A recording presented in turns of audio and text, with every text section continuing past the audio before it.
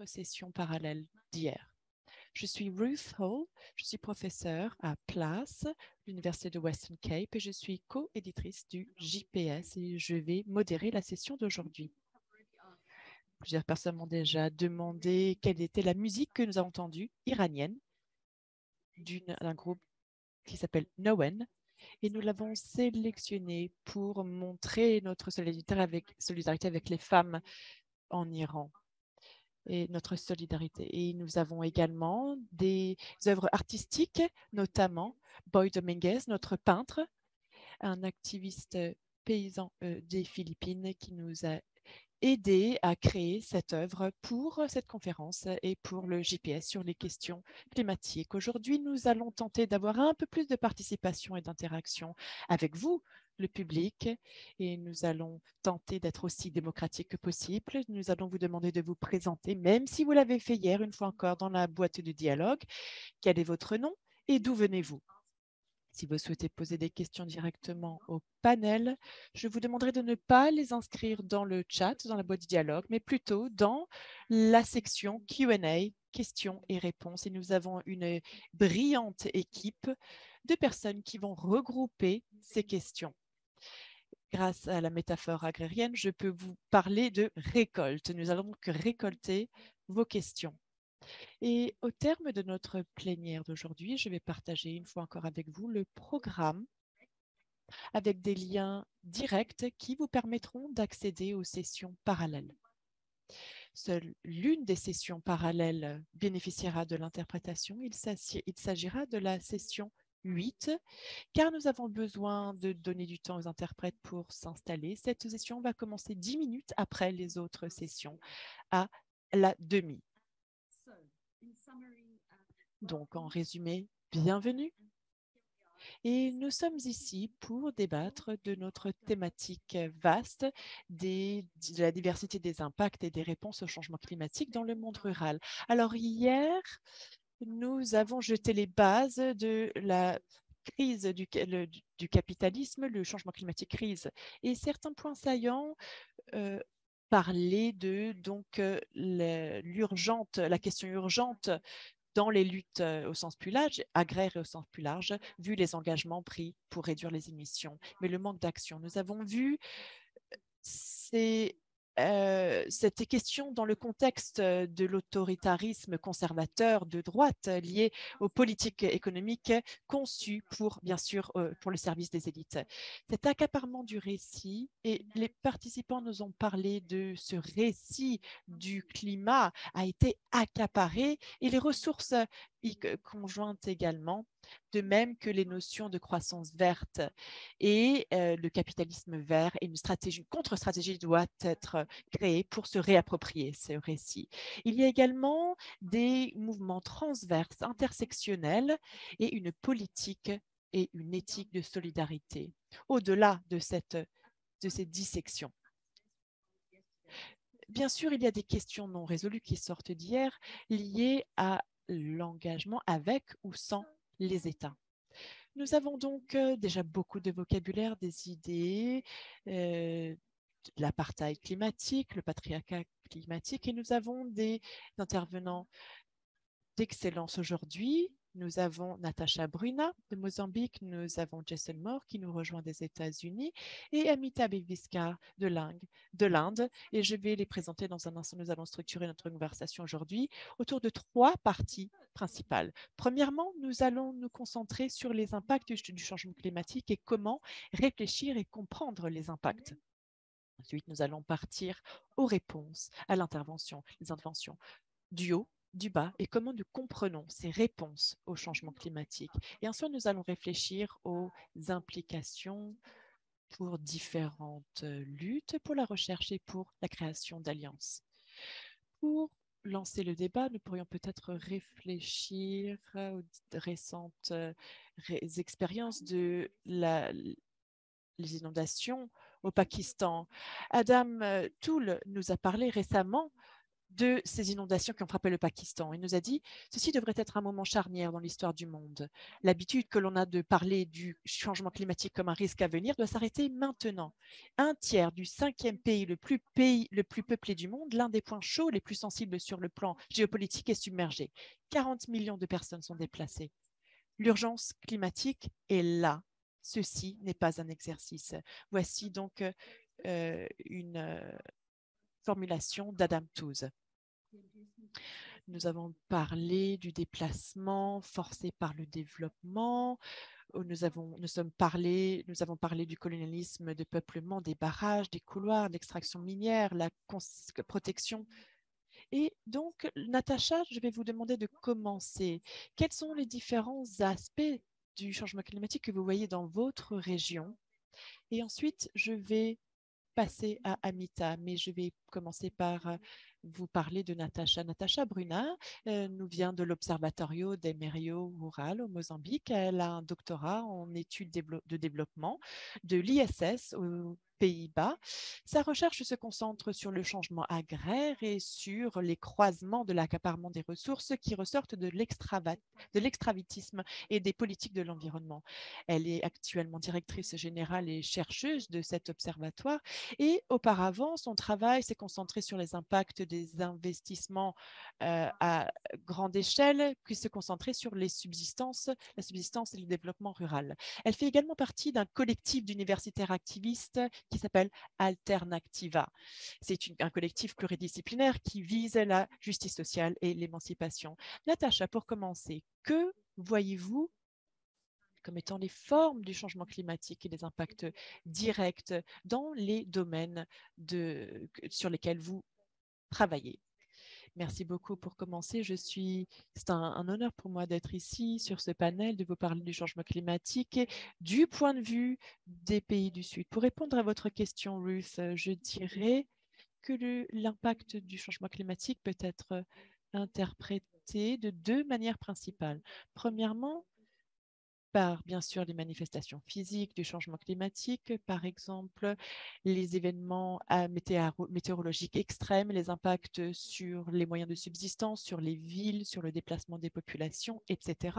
Et nous savons que ces impacts s'intensifient dans les pays du Sud, notamment dans les zones rurales de l'hémisphère sud, mais il faut également mettre ceci en lien et catégoriser, car différents pays du Sud ont bien sûr des impacts différenciés provenant du changement climatique. Mais de manière générale, nous voyons la reproduction du sous-développement, de l'amplification de la pauvreté dans ces pays. Mais il y a une autre manière de procéder et nous devrions changer la manière dont nous comprenons les impacts du changement climatique au-delà des impacts directs et explicites.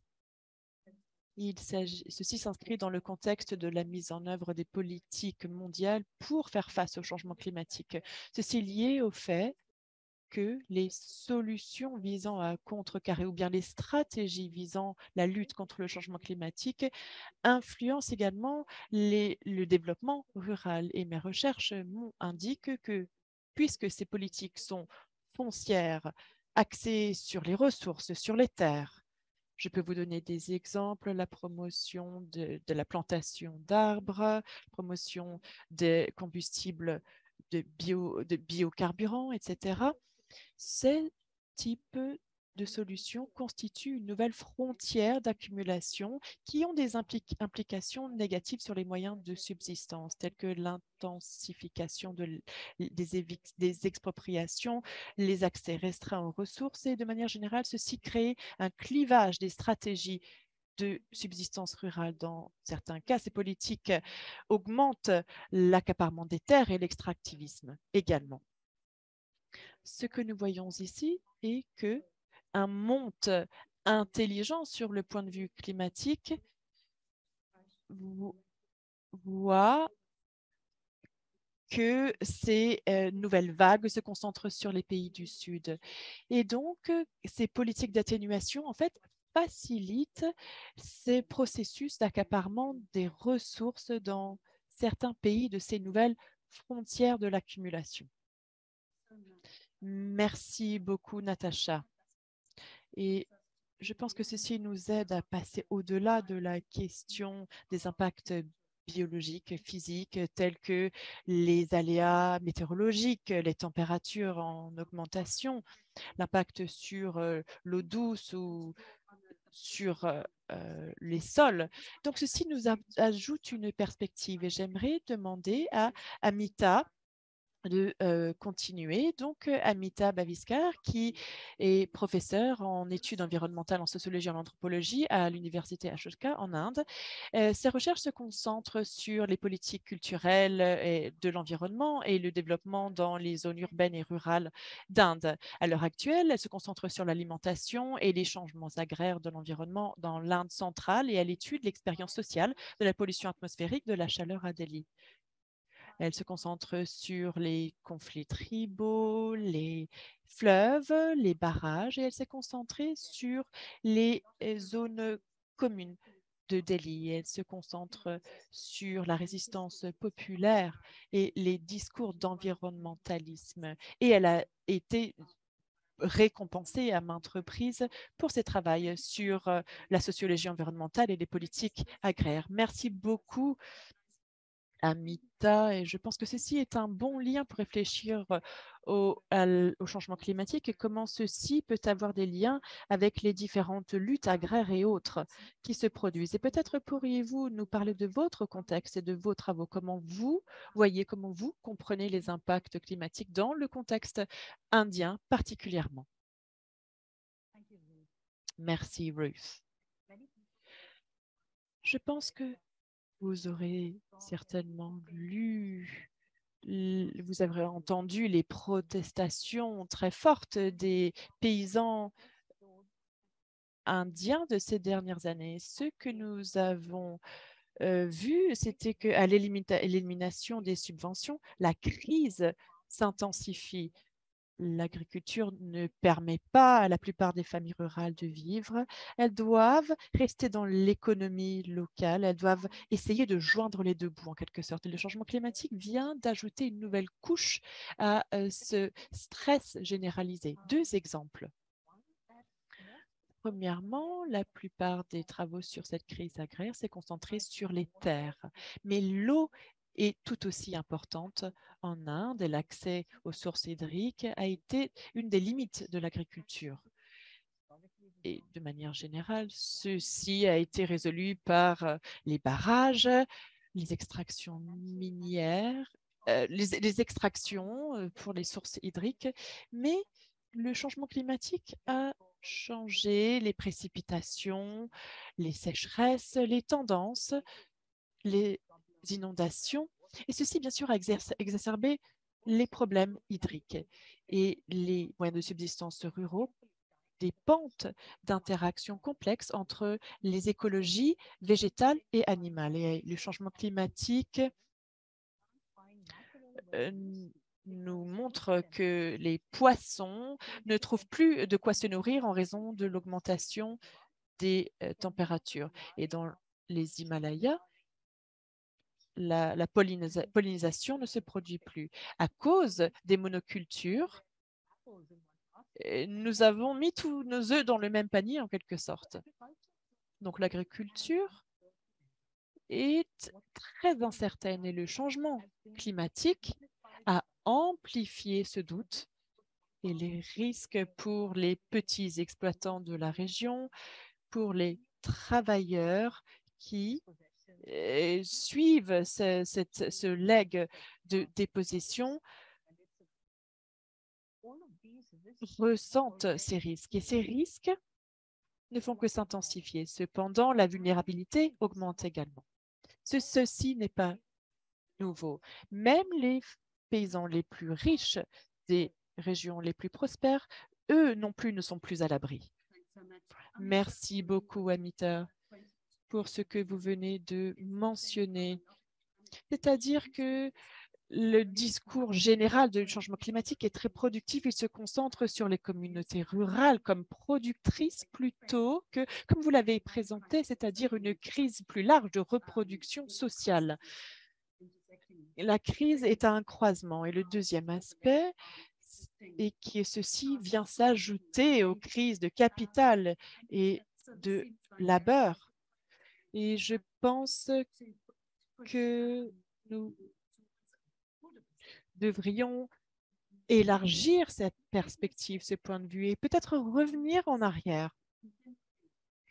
pour réfléchir au contexte contemporain et de réfléchir à la source, d'où est-ce que ceci vient et comment comprendre ceci. Alors, nous avons Jason. Jason, qui est professeur, historien environnemental, géographe historique à la Binghamton University, où il est professeur de sociologie. Il dirige le World Ecology Research Collective.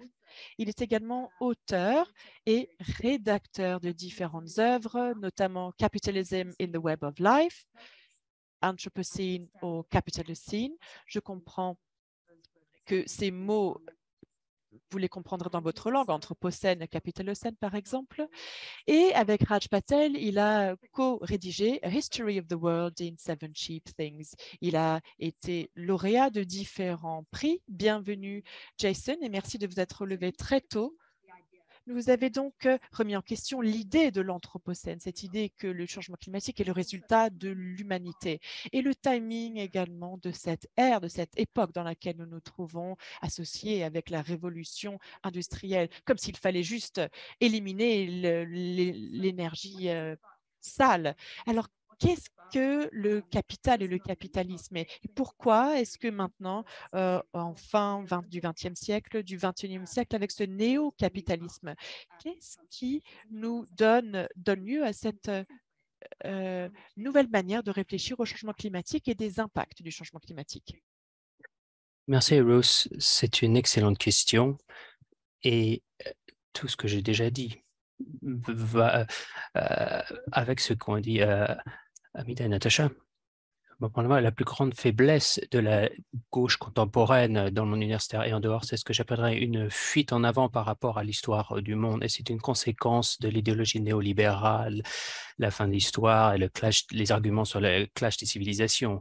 Qu'est-ce que cela signifie d'envisager de manière sérieuse l'histoire longue, non seulement de l'homme et de la nature, qui sont des inventions du processus de civilisation après 1492, mais le climat et la classe sont des idées particulièrement pratiques parce qu'elles nous permettent de confronter les idéologies néo-malthusiennes de l'homme contre la nature et ce blanchiment blanc, ce blanchiment impérial de l'histoire, ce récit que nous sommes des critiques de l'idéologie et qu'il s'agit d'une lutte de récits, entre autres. Donc, cela signifie, si l'on change notre optique entre le climat et la classe, la longue histoire des changements climatiques dans l'histoire de la civilisation n'est pas quelque chose d'externe comme une boule de billard, mais vraiment qui est fondamentalement et intrinsèque et interne. Ce qui est important, et les gens peuvent se rendre sur mon site pour en savoir plus et un peu plus de détails sur la question. Les moments défavorables du changement climatique sont très mauvais pour les classes dirigeantes. Et ça, c'est vrai depuis les crises de l'âge de bronze vers 1200 avant notre ère. C'était vrai au 5e et 6e siècle avec l'Occident romain où les classes dirigeantes qui avaient des esclaves à l'époque ont été mises à genoux. C'était une période particulièrement difficile pour les classes les plus riches et un âge d'or pour les classes paysannes au 5e et au 7e siècle avec les classes du féodalisme, l'arrivée d'une brève ère glaciaire qui a marqué la défaite des classes au pouvoir en Europe et un âge d'or pour les paysans et les ouvriers qui a duré plus d'un siècle et demi. Et c'est vrai également lorsqu'en résultat non seulement de l'anthropogénique, mais du capitologénique, on force un nouveau génocide avec ce qu'on appelle les montées dorées, et des révoltes, des révolutions, des crises économiques, d'une instabilité, ce qui est très bon pour les classes dirigeantes. Et ce qu'il en est, vous avez mentionné deux éléments de la Trinité, l'apartheid du climat, le patriarcat climatique comme étant des formations idéologiques et institutionnelles qui permettent la division climatique fondamentale. Et enfin, ce que nous avons au moment présent, eh bien, c'est une crise capitalogène qui est, si l'on veut comprendre la crise actuelle comme étant le moteur et ce qui crée cette trinité capitalogène du patriarcat et de l'apartheid climatique, mais nous comprenons que sa naissance remonte à cette période de 1550 à 1700. Et nous commençons à comprendre ces dynamiques de l'exploitation et de l'oppression qui sont fondamentales l'une pour l'autre. Vos arguments sont particulièrement percutants, mais j'aimerais vous pousser un petit peu plus dans vos retranchements. Je crois que vous avez fait référence à Marianne Meese. Vous parlez d'appropriation des femmes, de la nature, des colonies. Ce sont, il faut penser à le patriarcat et l'impérialisme ensemble, mais vous semblez puiser dans l'histoire une vue qui nous dit que les crises climatiques sont mauvaises pour les classes dirigeantes. Vous avez travaillé sur ce que vous appelez la cheap nature, la nature à bas coût, et vous montrez que l'appropriation de la nature ne se fait pas à bas coût. Il y a des coûts qui apparaissent, qui sont générés de manière pas toujours évidente et très souvent par les femmes dans les pays en développement. Donc d'un côté, on a cette cheap nature, cette nature à bas coût qui est créée, mais qui se révèle également être profitable. Comment est-ce que vous réconciliez le fait que d'une part, vous avez la crise climatique est une bonne chose pour les classes dirigeantes, mais que d'autre part, la nature est réduite à quelque chose de bon marché. Et certains en profitent aujourd'hui de différentes manières au travers des réponses apportées à la changement climatique. Donc le changement climatique est une mauvaise chose pour les classes dirigeantes. C'est mauvais pour le capitalisme, on peut le voir de manière très spectaculaire, quelque chose qui existe depuis une trentaine d'années, mais la nature à bas coût est toujours quelque chose de double. Il s'agit de réduire les coûts, mais également de rendre toujours moins cher, c'est-à-dire faire perdre de la valeur. Cette dévalorisation culturelle est une stratégie non seulement de division pour mieux conquérir, mais ce qui a été défini également par un autre scientifique. Pour revenir à ce que vous disiez, il y a une stagnation profonde de la suraccumulation de capital. Merci. C'est particulièrement utile ce que vous venez de me dire, que ça nous amène à la question sur le paradoxe, sur la façon dont, d'un côté, la nature devient moins chère, de moins bonne valeur, mais cela se fait à travers un processus de marchandisation. Donc, j'aimerais passer à présent à un nouveau round, un nouveau sujet, parce que je crois qu'on nous demande plusieurs réponses sur le travail que vous avez publié. Mais si vous voulez bien ajouter vos questions dans la rubrique qui est dédiée à cela, et en évitant de les mettre dans le chat. Donc, si l'on passe, si vous voulez bien présent aux réponses qui sont apportées à cette crise climatique par le haut comme par le bas, j'aimerais vous poser la question à vous, Natacha. Votre travail dans le cadre de votre doctorat concentré sur l'extractivisme vert. Vous montrez comment le capitalisme transforme cela en une nouvelle frontière et vous critiquez les stratégies, les politiques d'atténuation par le descendante. Cela devient également un mécanisme, un nouveau mécanisme d'accumulation au travers de cet extractivisme vert. Et comment est-ce que cela se traduit au Mozambique? Avant d'en venir directement à cette question que vous venez de poser, ce qui se passe dans les pays du Sud, en particulier aux populations rurales du Grand Sud ou des pays du Sud, le fardeau de ce changement climatique, cette crise climatique, et on en a vu les différents aspects, eh bien, il est porté par les communautés rurales qui portent également la responsabilité de ces processus d'industrialisation ainsi que les effets néfastes de ces mêmes solutions capitalistes. Donc, cela pose les jalons de l'émergence de ce extractivisme vert. Mais qu'entend-on par extractivisme vert? En fait, il s'agit d'une variation de l'extractivisme dans lequel l'appropriation de ressources et l'extraction de ces ressources sont matérialisées à travers ces politiques d'appropriation qui sont légitimés par des discours verts. Je vais vous donner un exemple du Mozambique. Il existe une réserve dans la partie centrale qui s'appelle la réserve nationale de Gilet.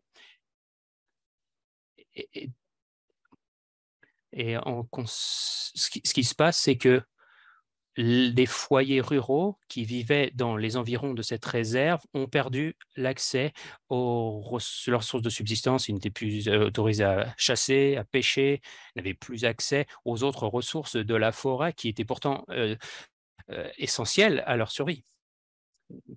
Ils ont dû changer leur technique de production afin de minimiser les émissions. Utilisons une agriculture plus intelligente en termes d'émissions. Ils ont réduit au minimum les émissions et ils ont affecté la biodiversité de la réserve. Donc, le principal objectif ici, c'est la séquestration du carbone et vendre des permis d'émettre à des grandes entreprises dans des pays industrialisés. Et on voit que beaucoup d'acteurs sur la chaîne de marchandisation du carbone profitent de ces programmes. Donc, cela fait partie, s'inscrit dans cette nouvelle frontière que j'ai décrite un peu plus loin.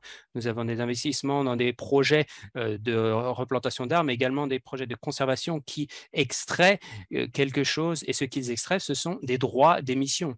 L'extractivisme constitue donc un processus à travers lequel les droits d'émission sont expropriés, sont retirés à des communautés rurales pauvres pour être remise à des grandes corporations internationales. Donc voilà une manifestation très claire d'une injustice climatique, puisque les implications néfastes eh bien, elles concernent la subsistance de ces populations rurales qui, pourtant, n'ont pas été des grands contributeurs à la situation actuelle de changement climatique. Et pourtant, c'est à eux qu'on demande de changer leur façon de vivre pour protéger la biodiversité et maximiser la séquestration. Donc, encore une fois, les pays du Sud alimentent ou financent l'industrialisation des pays du Nord ou d'autres régions qui sont en phase d'industrialisation,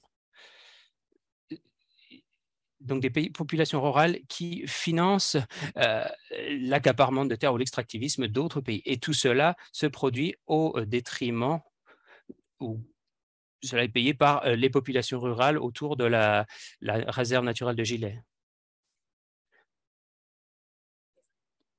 C'est vraiment très percutant ce que vous venez de nous dire, Natacha, mais il y a beaucoup de convergence au sein même de votre pays qui a été affecté par des événements climatiques particulièrement importants, donc des cyclones.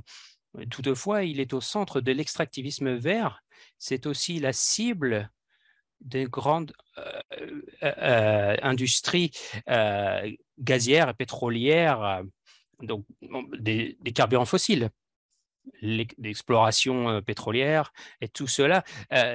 L'interface de différents conflits, en plus de l'extractivisme vert, tout se passe dans ce même pays. Mais comment est-ce que vous pouvez nous expliquer tous ces éléments contradictoires de la science des problèmes climatiques qui se déroulent dans un même pays? Cela nous montre qu'il n'y a pas de programme public clair et cohérent au Mozambique.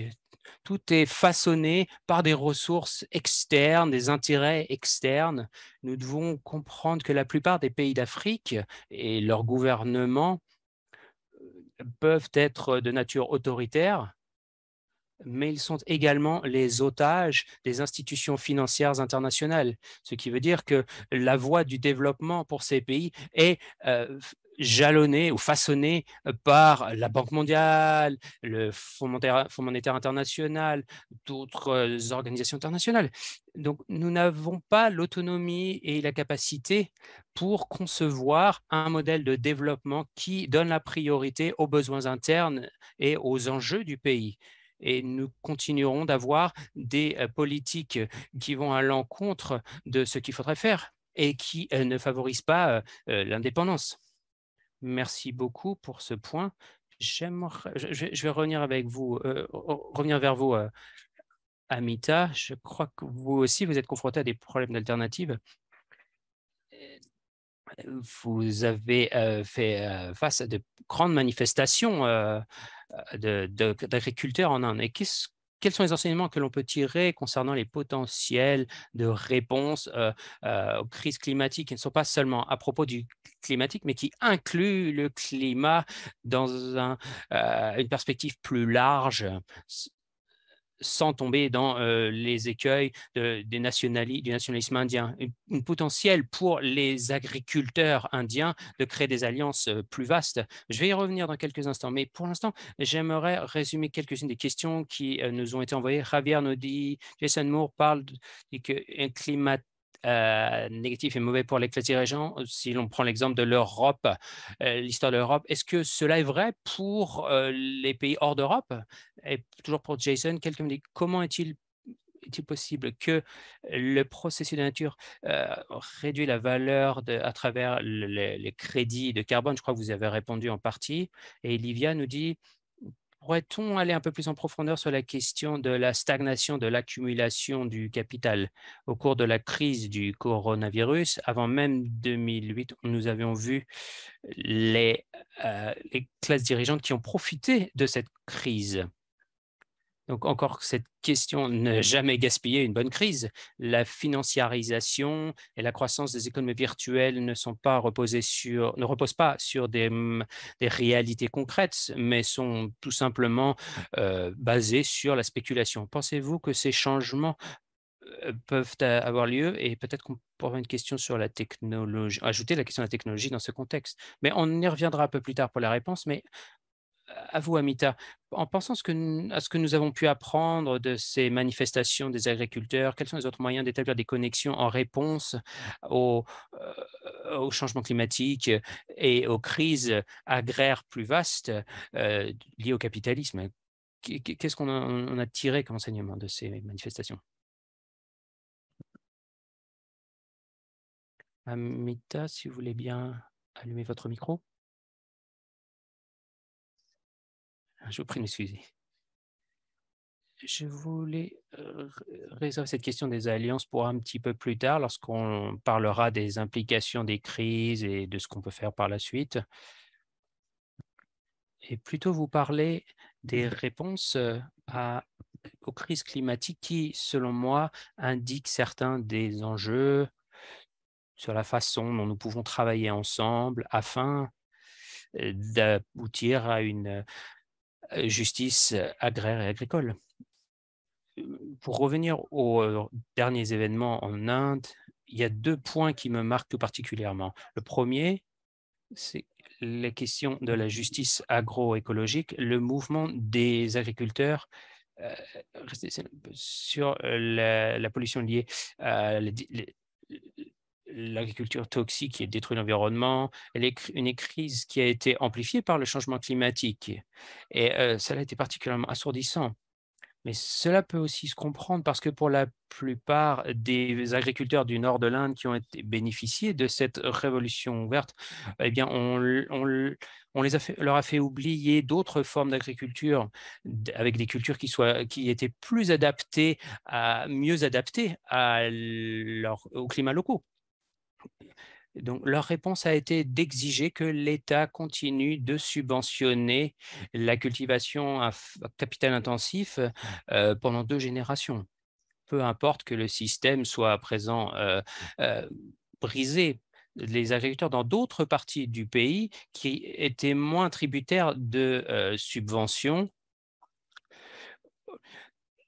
eux, ils se tournent vers d'autres cultures, d'autres pratiques agricoles, d'autres formes d'arrangement sous forme de coopérative, par exemple. Suivant les régions, on voit un grand désarroi, mais la réponse qui est apportée est façonnée non seulement par les classes et les castes, mais également par l'histoire politique, l'histoire d'engagement politique dans ces États.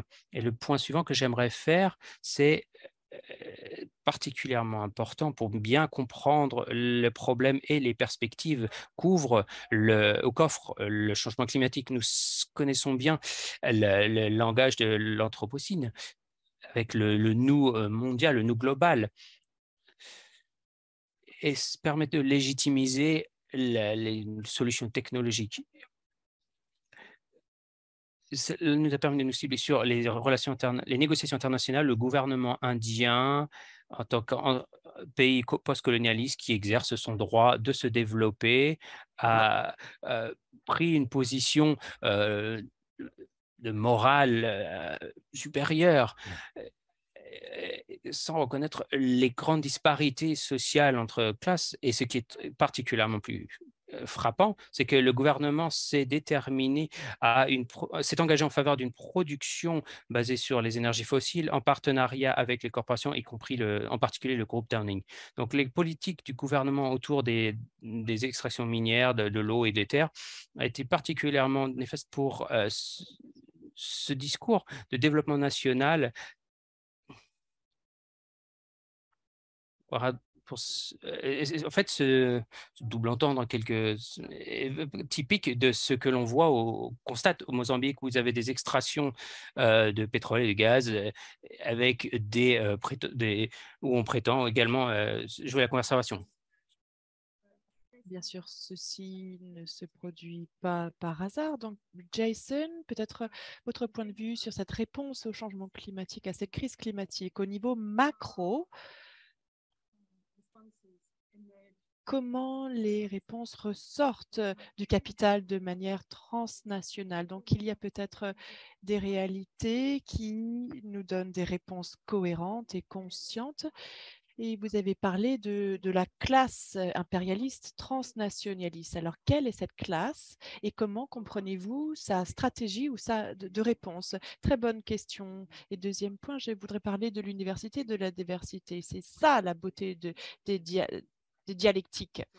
Alors, ce que nous voyons aujourd'hui, quelque chose, une réponse à une situation qui a été remise en question. C'est-à-dire que des capitalistes se disaient, ou se sont frottés les mains pendant la pandémie, mais le capitalisme dans son ensemble aujourd'hui arrive au bout de son chemin dans la stratégie de la nature à bas prix. Bien sûr, ceci est complexe, mais de manière simple, il y a trop de capital pour pouvoir le réinvestir de manière rentable. Et il faut penser au climat comme un constituant, un élément de l'écologie au sens mondial, c'est-à-dire qu'il y a 19 trillions de dollars qui n'ont aucun retour sur investissement, donc une suraccumulation massive, ce qui fait partie du problème. Donc, lorsqu'on arrive à une situation zéro, neutre, ce qui est tout à fait irréalisable, qu'on ne peut pas pérenniser. Dans un monde post-colonialiste, lorsqu'on arrive à une situation zéro, nous voyons des lutteurs révolutionnaires avec Jeff Page, James Scott et bon nombre d'autres personnes de cette ère. Et bien sûr, ceci nous montre également que le capitalisme et les forces impérialistes, et nous voyons des divisions à travers le monde, des clivages et des réponses contradictoires parfois. Il y a donc une guerre de division. Nous voyons ceci avec les guerres impérialistes entre l'Ukraine et la Russie, donc ce qui se passe à l'heure actuelle. Vous avez terminé de manière plus abrupte que je ne m'attendais pas à cela. Vous nous avez parlé de la crise qui peut servir à certains capitalistes. Ceci peut être rentable pour le capitalisme de manière générale, mais tout le monde n'est pas dans le même bateau et le capitalisme n'est pas le même pour tout le monde. Et dans le cadre de ces guerres de nouvelles divisions, quelles sont les stratégies précises, par exemple, donc de l'Occident, de l'Orient, et peut-être d'avoir un type de réponse basé ou axé sur le monde de Davos ou bien basé sur la logique de la nouvelle route de la soie. Alors, est-ce que ce sont des guerres de nouvelles divisions? Tout à fait. Nous voyons une nouvelle polarité mentionnée depuis 1945 avec le couple Russie-Chine repose sur un mode de production tributaire. Mais en fait, il y a une logique d'échec et il y a des alliances qui ne peuvent pas être poursuivies entre Davos et les anciens tels que le Japon, l'Europe de l'Ouest, etc. Et aux États-Unis, la situation n'est pas meilleure. L'un des problèmes, donc, il ne s'agit pas seulement d'un problème général, ce n'est pas un nous mondial, mais un nous nationaliste également. Et il y a des mouvements progressistes en Afrique, mais qui ont une forme très étroite du nous nationaliste. En outre, nous voyons également des solutions technologiques. Bon nombre de ces solutions, vous ne les avez pas mentionnées spécifiquement, Natacha, mais vous faisiez référence aux fausses solutions que nous voyons dans de nombreuses régions du monde. Notamment, nous voyons des réponses techniques et également une transformation politique qui touche les populations rurales dans les espaces agraires, l'annulation des législations foncières, etc. Et nous voyons un lien. Et dans ce débat africain, nous revoyons ceci également en Inde. Donc, je voudrais vous demander à vous, Natacha et Amita, avec cette nouvelle guerre de nouvelles divisions et cet autoritarisme grandissant, quelle est la réponse des populations face à celui-ci? Est-ce que je devrais commencer? Je me lance. Alors, dans le contexte du Mozambique, nous voyons des réponses localisées pour se distancer de ces solutions descendantes face au changement climatique. Mais je pense que nous devrions avoir des solutions des mouvements plus transnationaux, plus larges, plus horizontaux pour la justice climatique. Et une fois encore, il y a un cas particulier sur lequel je travaille avec un collègue. C'est un travail en cours, c'est ce qu'on appelle l'action climatique vue du haut. Il s'agit d'une communauté dans le centre du Mozambique, dans la même province que la réserve que j'ai mentionnée, mais dans un district différent cependant. Et dans cette communauté, il y a une collaboration qui s'est formée entre les foyers locaux, ruraux, et les organisations environnementales, les mouvements sociaux, un mouvement social qui s'appelle Justicia Ambiental. Il s'agit du nom de l'organisation et de la communauté Mabou. Et cette initiative est importante. Je pense qu'il faut la mentionner ici, car il y a une collaboration horizontale pour faire face au changement climatique et pour s'y adapter, trouver des stratégies d'adaptation, d'atténuation. Ils débattent, ils examinent ensemble avec la communauté les meilleures manières de trouver des solutions vers l'adaptation, vers la protection de la biodiversité de ce lieu, car ils ont environ près de 8000 hectares de protection des forêts. Ils travaillent avec l'organisation conjointement. Ils mettent en œuvre des pratiques, des projets d'agroécologie, des activités liées au bétail, ancrées dans les pratiques locales, traditionnelles. Ils ont également créé des associations d'éleveurs de volailles, de paysans. Et il y a une génération de création de ressources financières conjointes.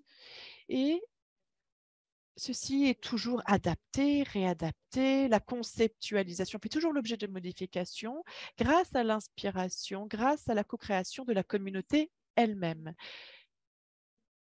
Donc, cette initiative est différente des solutions, des initiatives généralisées, descendantes. Pourquoi? Premièrement, parce qu'il y a la participation des acteurs locaux. Les politiques telles que la REDD+, et autres n'impliquent pas du tout ou très peu les parties prenantes locales, qu'il s'agisse de la conception ou de la mise en œuvre du projet. Deuxième point, il s'agit d'un rapport horizontal, mais également d'un accès égal, sur pied d'égalité à l'information, alors que dans les politiques générales, globales, descendantes, il y a une asymétrie d'information. Cependant, dans ce projet, il y a une symétrie de l'information et nous voyons donc un sens d'appropriation de la part de la communauté elle-même, car elle elle peut répondre à ses propres besoins. Et je pense que c'est l'un des points les plus importants. Ce type d'initiative n'est pas extractive ou non extractiviste, car le projet provient de la communauté pour servir la communauté, pour la consommation locale. Et finalement, ceci nous donne un avantage à l'échelle internationale, mais sans expropriation, sans extraction locale.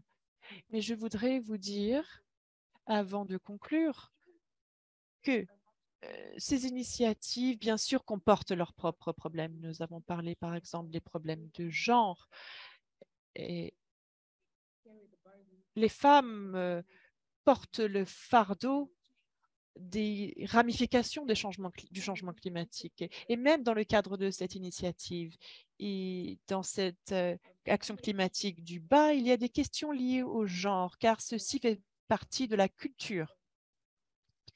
Ces problèmes résistent, mais d'autres formes d'oppression, tout du moins, n'existent pas. Je pense qu'il faut mettre en exergue l'existence de ce type d'initiative qui peut représenter une approche juste et de trouver des solutions pour faire face à la crise climatique. Je pense que ceci nous lie clairement à la question suivante.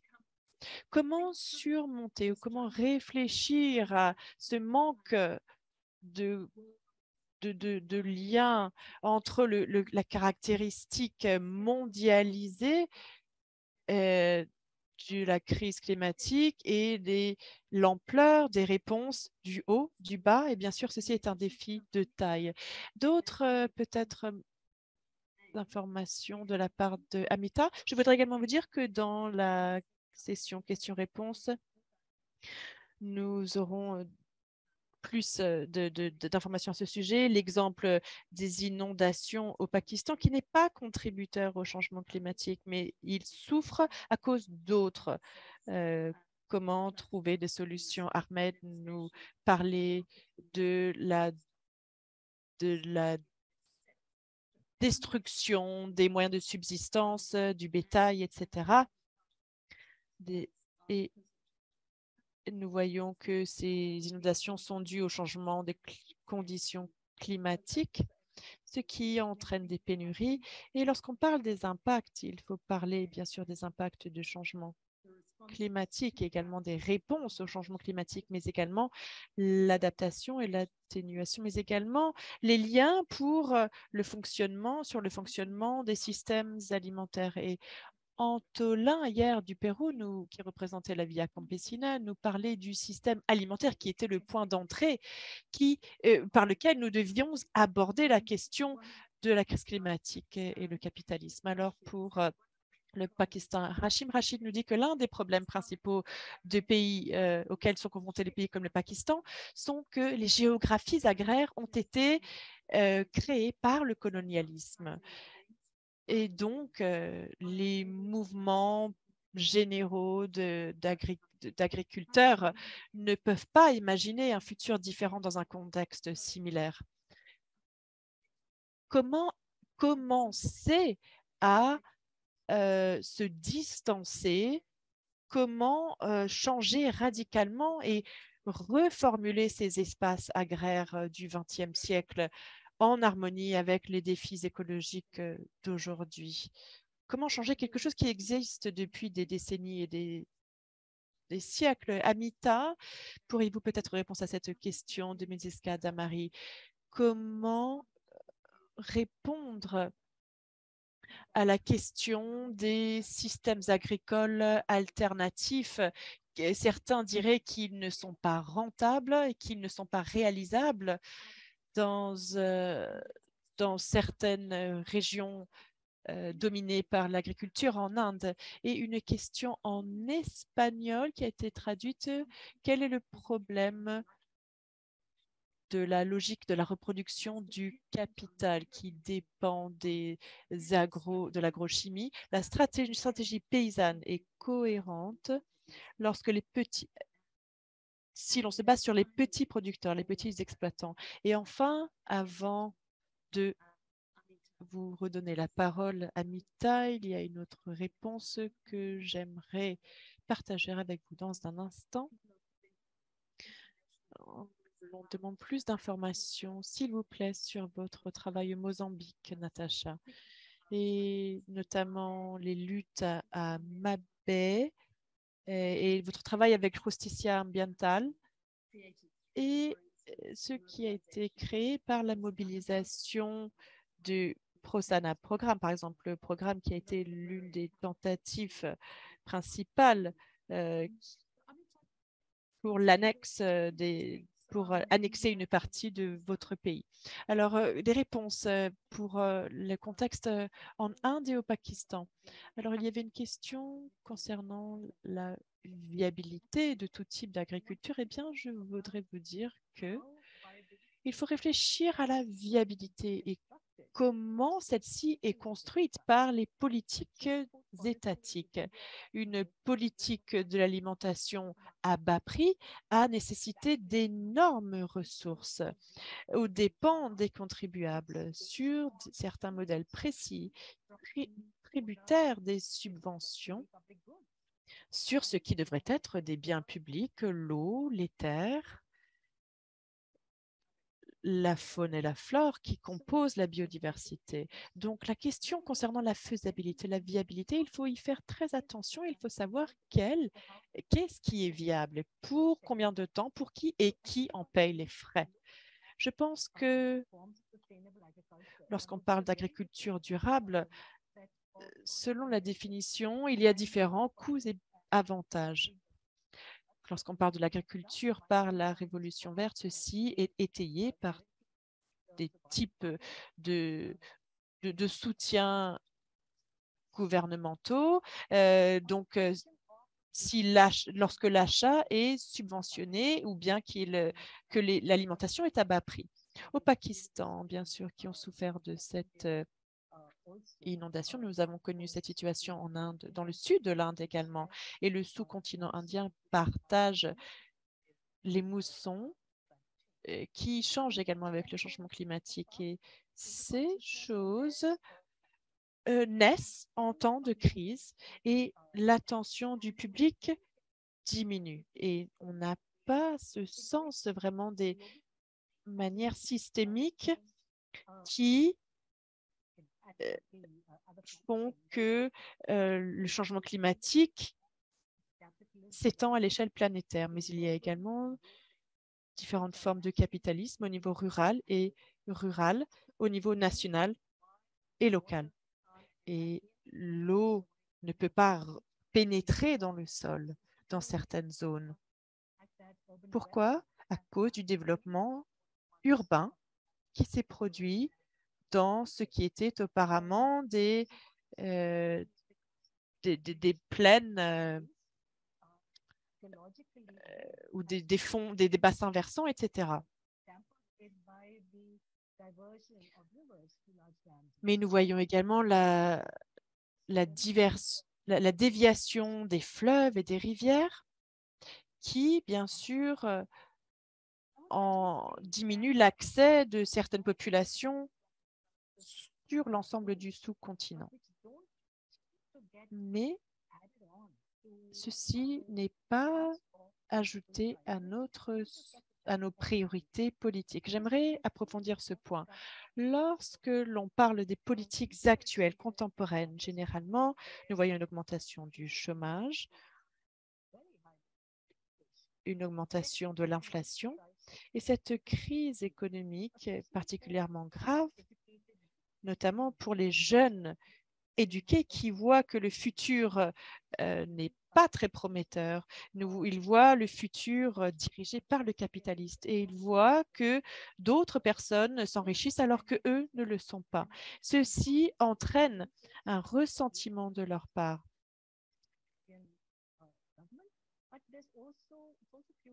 Mais ceci alimente également le populisme que nous voyons dans d'autres pays à l'échelle internationale. Et c'est pourquoi, lorsque nous voyons des manifestations paysannes ou des initiatives telles que Natacha l'a décrit, nous voyons une avancée, une percée, car ils arrivent au-delà des questions de caste, de race, de classe, au-delà du capital.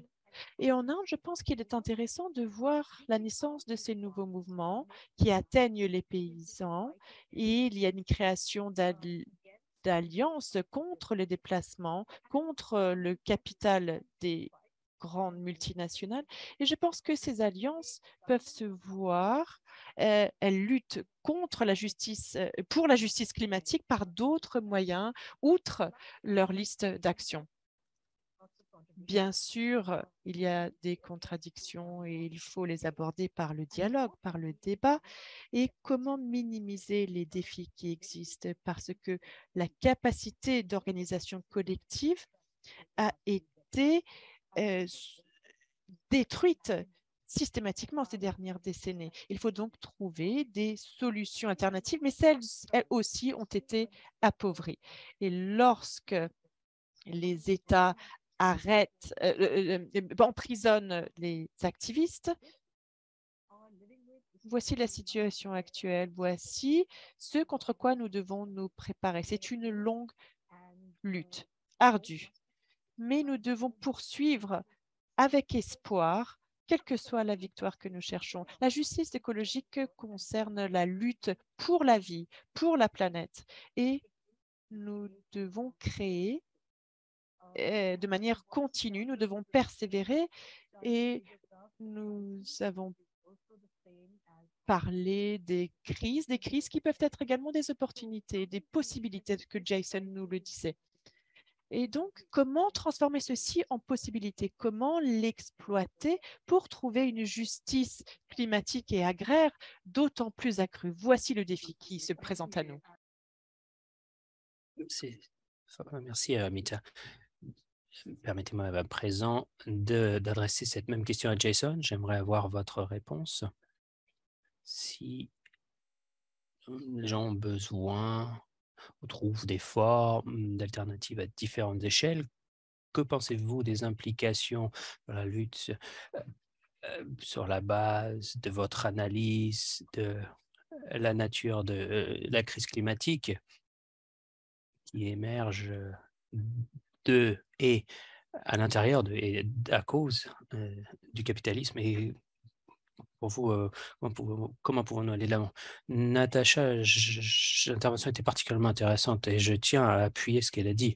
Moi, ce que j'aimerais dire, c'est que d'abord, dans la tradition du marxisme dialectique et anticapitaliste, nous devons replacer la question de l'impérialisme dans la toile de la vie à tous les égards. Et cela signifie quelque chose de très important et de très différent d'un retour au nationalisme bourgeois, aussi bien à droite qu'à gauche, ces dernières années où les classes étaient évacuées pour être réduites à une liste de passés capitalistes.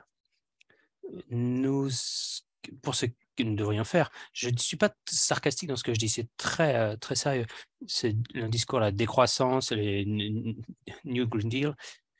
Ce que nous devons faire, c'est revenir à ce que nous avons fait et revenir à la conjoncture des années 70, lorsque dans les pays impérialistes, comme le parti travailliste de gauche au Royaume-Uni, en Suède, avec la version radicale du plan Minor pour exproprier les capitales, également dans les pays du Sud, dans d'autres pays plus pauvres, il y a des projets visant à démocratiser et déconstruire de différentes façons. Nous savons ce qui s'est passé dans cette conjoncture. Ce n'est pas seulement le triomphe des idées néolibérales, et ce n'est pas une controverse.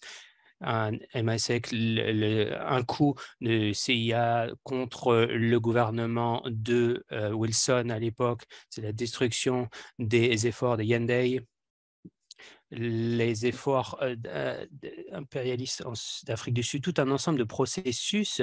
Et cela me ramène à la distinction faite par Machiavel entre le profit armé et le profit non armé. Et même si nous aimons vraiment critiquer l'expérience socialiste, il y a beaucoup de critiques qui doivent être faites, et je suis désolé d'utiliser un terme vulgaire, mais nous devons également les comprendre comme une des contributions vitales à un imaginaire socialiste de reconstruction et comment défendre les gains de la révolution et les faire avancer, les traduire en termes de bien-être humain et de bien-être de toute la planète.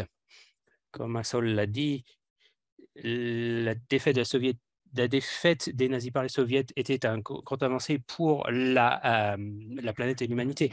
Et ça, ce n'est pas des notes de bas de page par rapport à ce qui se passe aujourd'hui au niveau planétaire. Donc, j'aimerais que nous revenions pour refaire des bilans sobres pour bien remonter les implications des stratégies socialistes et de la justice climatique dans le présent. Mais Jason, on vous a également demandé si vous pensez que votre analyse qui repose sur un récit d'exemple de l'histoire européenne, quant à savoir si un mauvais climat est une mauvaise chose pour les classes dirigeantes, est-ce que cela peut s'appliquer dans un contexte qui ne soit pas européen?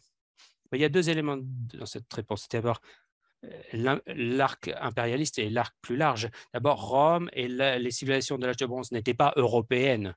Rome et les civilisations de l'âge de bronze étaient eurasiennes. Et c'est une partie très intéressante de l'histoire du climat parce que l'isolation transformée apporte de l'air chaud en Europe, mais cela se traduit par des sécheresses en Eurasie. Et la dynamique de la façon dont le climat est imbriqué dans les modes de production est inséparable. Ce n'est pas un facteur qui doit être envisagé séparément. On peut également penser à cette idée de petite ère glaciaire qui apporte de la sécheresse en Afrique, qui est fondamentale.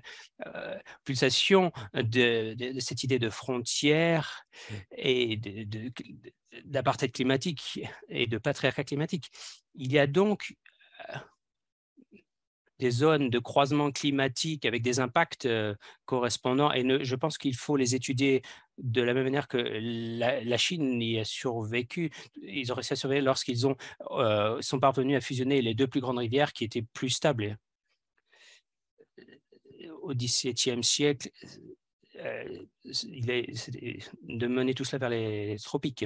Cela nous ramène à la question qui a été soulevée, je crois, qui a été posée dans le chat, savoir de quelle manière votre histoire longue durée de l'émergence de la crise climatique et du capitalocène. Et les deux questions portaient sur, d'abord, qu'en est-il des technologies à notre disposition pour que le capital puisse déplacer les coûts et qu'en est-il de la financiarisation? Alors, d'abord, concentrons-nous sur les solutions techniques. Et qu'est-ce que cela signifie pour bâtir des alliances, des réponses de la part de chercheurs?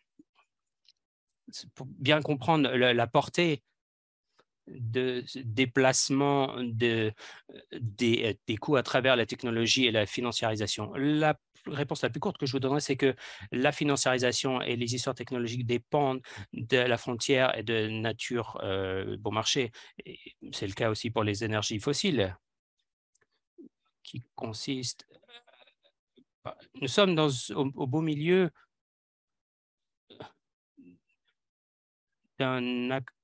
d'abord des stagnations de modèles capitalistes intensifs à capital qui sont plus capables de délivrer ou de répondre aux attentes. Ce que cela nous dit, c'est que la financiarisation est un symptôme de l'échec du capitalisme de générer de nouvelles frontières de nature à bas coût qui compensent la situation du capital. Donc, ça, c'est un moment crucial au niveau du climat. L'autre point, c'est la solution technique. Depuis les années 70, nous savons que les usines vont être remplies de robots et tout cela ne s'est pas encore matérialisé, bien qu'on nous l'ait dit dans la presse spécialisée. Donc, nous sommes dans une phase de stagnation de capitalisme depuis les années 70.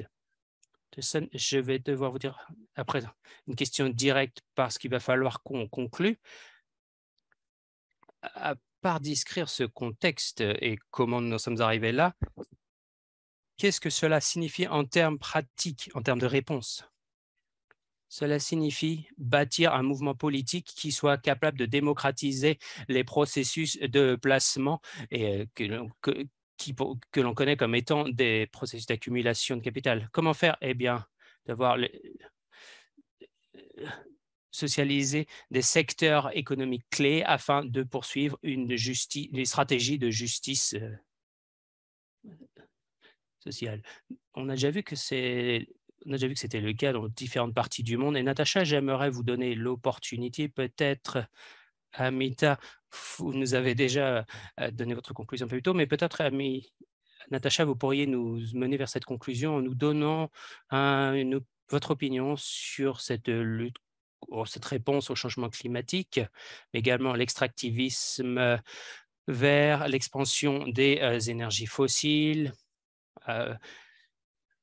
et au fil des années de lutte agraire, de conflits agraires au Mozambique et dans les autres endroits où vous avez travaillé, il y a eu des victoires, mais il y a des combats pour se réapproprier et défendre les zones communes qui sont la frontière de cette lutte et pour les connecter avec les changements des systèmes alimentaires. Quelle est votre réflexion sur les alliances, les luttes? Ou est-ce que ces éléments peut-être le plus fructueux et sont les plus à même d'apporter des changements au niveau local et au-delà? Oui, d'abord, je pense qu'il est important d'avoir un programme commun agraire et climatique. On ne peut pas parler de justice climatique et oublier les luttes foncières et lutte agricole. Le Mozambique en est un bon exemple. On peut parler de justice climatique, mais notre régime foncier est en train d'être révisé afin que le terrain puisse être privatisé, les terres puissent être privatisées. Donc, c'est un enjeu très important. Nous devons avoir un programme commun. La deuxième chose, il est important de reconnaître ces relations d'échange asymétriques entre les régions lorsque l'on conçoit des solutions aux problèmes du climat. Donc ça, ce sont les 2 points principaux que je voulais évoquer, mais il est important de garder à l'esprit, d'après mon expérience, nous voulons atteindre ces scénarios idéalistes en tant qu'universitaire et en tant que militant, nous sommes toujours en train de naviguer entre ce qui est souhaitable et ce qui est faisable. Et à mon avis, très important de discuter de ces solutions idéalistes, mais les défis de savoir comment passer de l'abstrait, des recommandations abstraites et recommandées vers des solutions pratiques qui apportent vraiment du changement. Je pense que les recommandations devraient partir de comment jeter des passerelles entre la croissance, par exemple, si nous voulions obtenir cette idée de décroissance, pardon, pas de croissance, de décroissance, et ce qui est faisable, réalisable dans le contexte, à moins de planifier une révolution, bien sûr. Donc, l'action à plusieurs niveaux, plusieurs échelles, et comprendre et le partage de la compréhension est très important.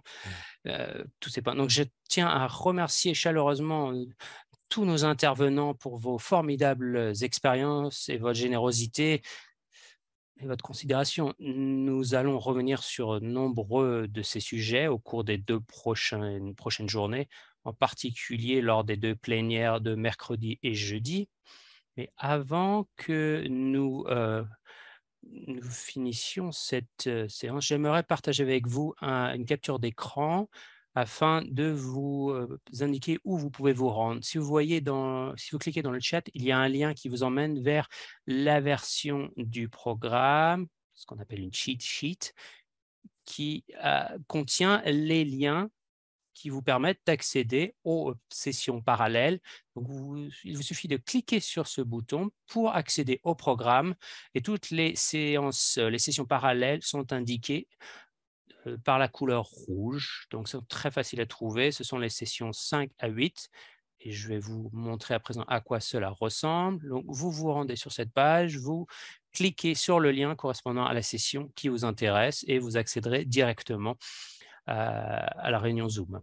Les séances 5 à 7 recommenceront à 20 et la section 8 à la demi afin de permettre aux interprètes de faire la bascule. Donc, ces séances 5, 6, 7 et 8 recommenceront bientôt. Encore une fois, j'aimerais remercier nos formidables intervenants. C'est un très grand privilège et cela me fait très plaisir de participer à cette discussion avec vous. C'est particulièrement une grande source d'inspiration et j'espère que vous participerez à nos conversations dans les 2 jours qui viennent et merci beaucoup et à bientôt.